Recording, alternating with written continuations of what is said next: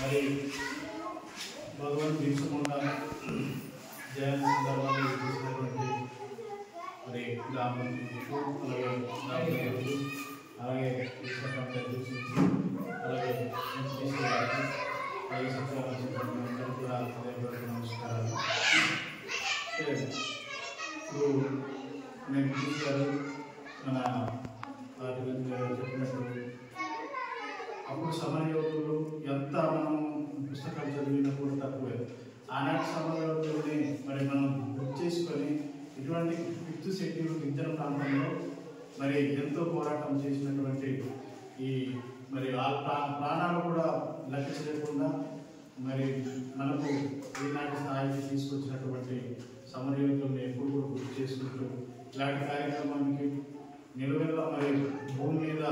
ప్రజలకు గుర్తింపు ఉండాలని తీసుకొచ్చి కేంద్ర రాష్ట్ర ప్రభుత్వాలు కూడా మరి ఈ గ్రామ సభ ఆయన మరి మరణించిన రోజుల్లోని జయంతి సందర్భాన్ని పెట్టిన వాళ్ళందరికీ కూడా ఈరోజు ఆ రోజు మనం కాపాడినందుకు ఈరోజు మనం ఇంత గుర్తింపు పొందిన ఈ సమరయోధులకి హృదయపూర్వక నమస్కారం చెప్తున్నాను. ఎందుకనేసి అంటే ఆనాడు అంతా వాళ్ళు ప్రాణాలను కూడా అర్పించి మనకు యుద్ధాలు చేసి మనకు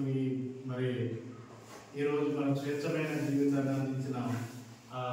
మరి పెద్దలు